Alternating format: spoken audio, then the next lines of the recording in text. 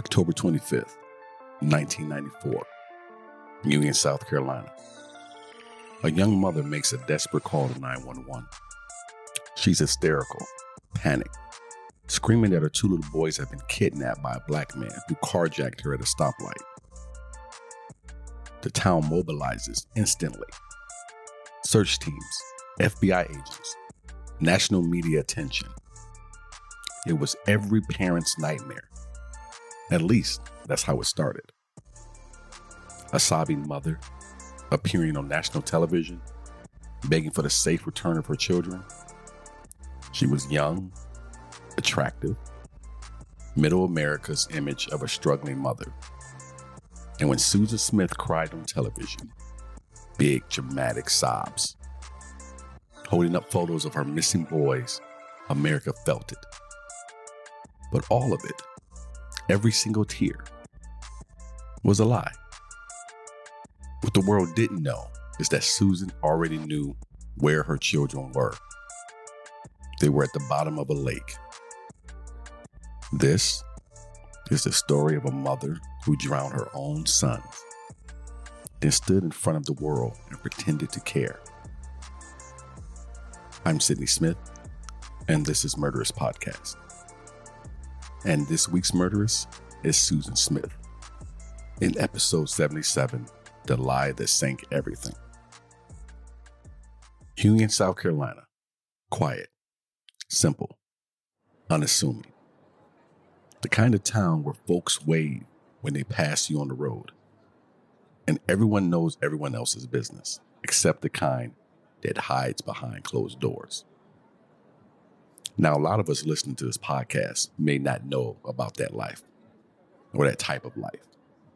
I, growing up in a small 2 traffic light town such as Cape, Michigan, can appreciate this short introduction to Union, South Carolina, because it is just like that.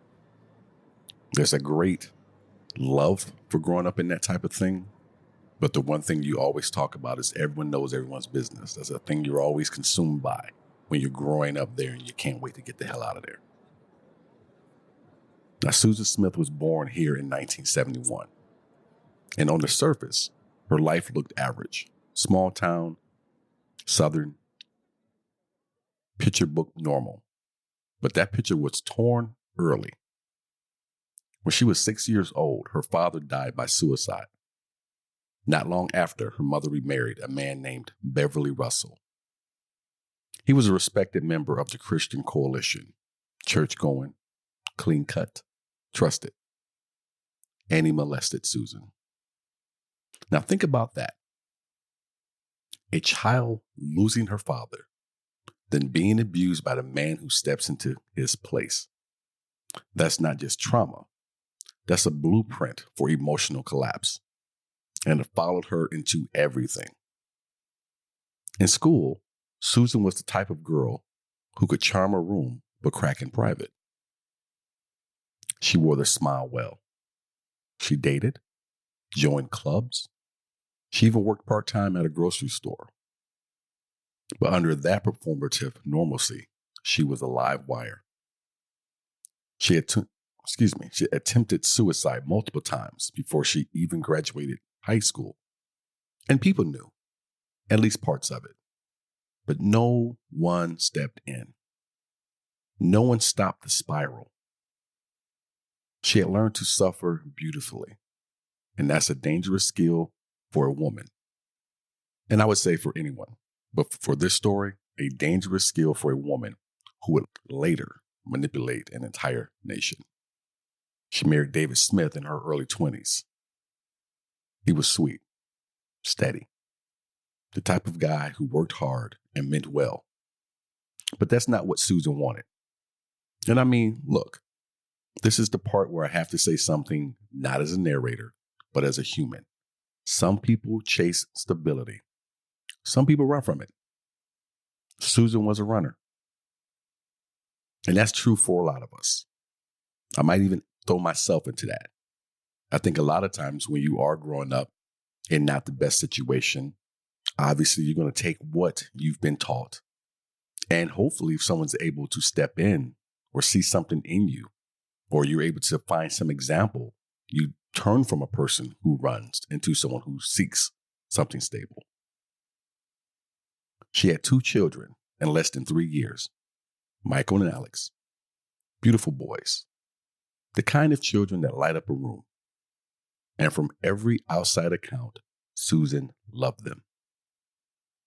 But love isn't always the same as want.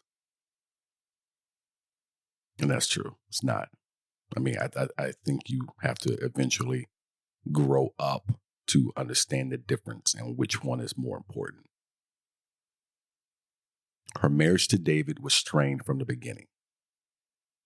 There were financial issues, tension over parenting, and more than anything, Susan wanted out. She started having affairs, not just one, but multiple, with coworkers, bosses. She wasn't subtle about it either. And then came Tom Finley. Tom was younger, richer. His father owned the company Susan worked for. He wasn't looking for commitment, and Susan didn't care. She saw Tom as a ladder, a way up and out, a new life, a different identity. But Tom didn't want her. He made it clear in a letter. Yes, an actual letter that came out in court, that he could never be a father to someone else's children, that her baggage was too heavy for the future he wanted.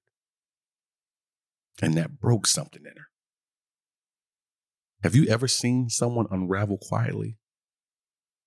Like they're still smiling, still showing up to work, still playing the part, but behind their eyes, you know something's burning. That was Susan. October 24th, 1994. It was cool outside. Autumn had rolled into Union with that hush it always brings. Susan buckled her boys into the back seat. Michael in his car seat, Alex beside him. She told them they were going to go for a drive. She passed a stoplight, then another. She turned off the main road, and she drove toward Lake John D. Long. Now, let me take a quick second here, because when I was looking back on this story, putting this one together, obviously we all saw this on the news when we were younger, not really taking or grasping everything, because we were, so a lot of us didn't even have kids of our own at this time. But as you get older and you revisit it, you start to pick up things along the way that you weren't able to really realize before.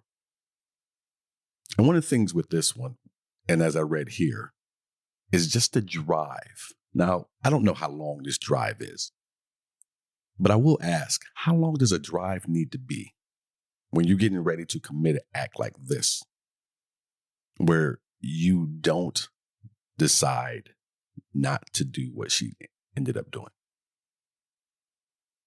It's just a thought that crossed my mind and kind of stuck with me.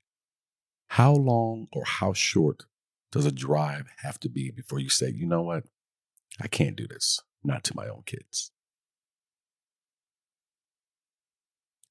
So imagine the quiet, the way the wind rustles through the trees of the water, the way the road narrows, like it's leading somewhere it shouldn't, the way 2 children sit in the back seat, probably tired, maybe singing, maybe playing with the edge of a seatbelt, not knowing, not suspecting.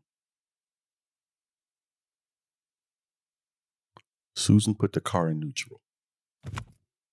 She got out, and she let it roll forward. Michael was 3. Alex was 14 months old. And they were awake. She stood and watched that car slide slowly into the dark. Watched the water creep up the windows. Watched the bubbles rise. watched until the tail lights disappeared. And then she simply walked away.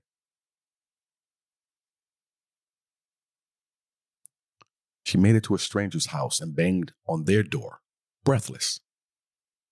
She told them she'd been carjacked by a black man at a stoplight. He had forced her out of the car and driven off with her babies inside. She gave police a detailed description: tall, medium build, wearing a knit cap. She was sobbing, she was shaking, and everyone believed her. Because how could a mother lie about something like that? For 9 days, Susan Smith was America's grieving mother. The nation prayed. The news ran 24/7 coverage. There were candlelight vigils, search parties, posters. Celebrities shared photos. A composite sketch of the suspect was broadcast nationwide. And Susan? She held hands. She cried on cue. She hugged people in the crowd. And I'll be real with you. This is where it starts to feel like a different kind of evil. Not just the act itself, but the theater, the pretend, the make-believe of it all. The manipulation. The sheer confidence in her ability to fool the entire world. Now I'm going to share something else with you guys. You wouldn't know because unless you're a fan and you watched anything else I've ever done, stand up, my sketches, my films, anything else, my comedy special, you wouldn't know I'm an African-American man. And even though I was young when this happened, there's one thing I remember then and there's one thing I remember today, and it's the same thing.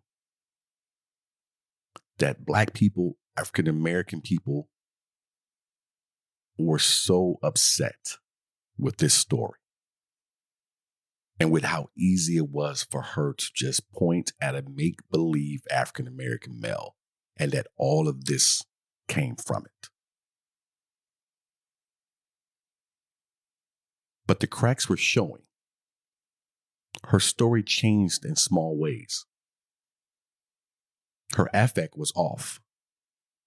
Investigators started doubling her timeline. She failed a polygraph. And then, on November 3rd, Susan Smith confessed.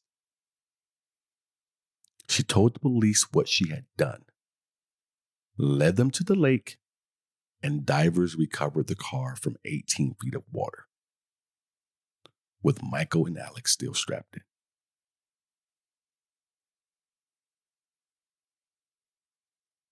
That trial was brutal. The defense leaned hard into Susan's history, abuse, depression, suicidal ideation. They said she believed death would spare her sons from a lifetime of dysfunction and instability, that it was a distorted mercy. How? I'm not a defense attorney. I'm not an attorney at all. And I know everyone deserves a defense, so I'm not even going to go down that road and argue the fact that this woman deserves nothing of the sort. But you couldn't come up with something else better than that? Anything would have been better than I killed my kids. It was a distorted mercy to save them from a lifetime of dysfunction and instability. I don't know how you write that down on paper, let alone stand in a courtroom and say anything close to that. But the prosecution painted a clearer picture. Susan killed her sons because they were in the way. Because Tom Finley didn't want to be a stepfather. Because she thought without them, she could finally live the life she believed she deserved. Now, I've never met Tom Finley, but I have been a young man. And I've been a young man with some promise. And I can tell you something that I can almost lay, if I had $1 to bet, I'd bet 99 cents of it. Most young men will tell you anything they got to tell you to get what they want. And I myself have never broken up with a woman with a letter, but any man that will break up with a woman with a letter doesn't have the courage of anything. So there's no way that this plan would have ever worked, even if she had gotten away with it. Susan ended up being sentenced to life in prison with the possibility of parole after 30 years. And here's where we are now today. As of this recording on March 28th, 2025, Susan Smith is eligible for parole, but no official decision has been released. And if she has seen the board, there's been no indication that she's going anywhere. Because some lies don't just break trust, they shatter it. She blamed her pain. She blamed her past. But in the end, Susan Smith made a choice. While the world prayed for Michael and Alex, she let them drown. Some lies are so big, so monstrous, that even the truth can't fully erase them. Susan Smith's story isn't just about a mother who killed her children. It's about performance. It's about the mask people wear to survive or to deceive. And the disturbing truth about how much we want to believe them.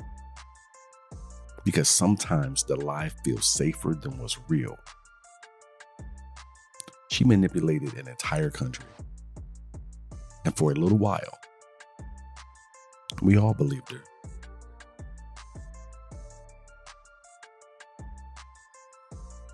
If this one sat heavy with you, you're not alone.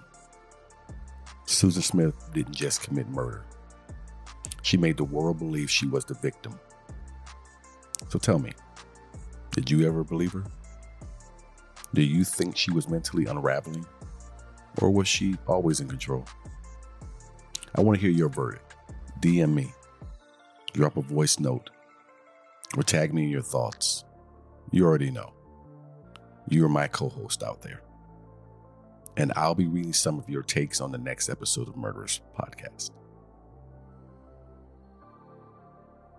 Sources for this episode include trial transcripts, contemporary reporting from the state and CNN, archival interviews, and official records from the South Carolina Department of Corrections. A full list of sources is available in the show notes. Murderous Podcast is written and hosted by myself, Sidney Smith. Music and editing, as well as production by Laugh Local Network Studios. This is a Laugh Local Network production. New episodes released weekly.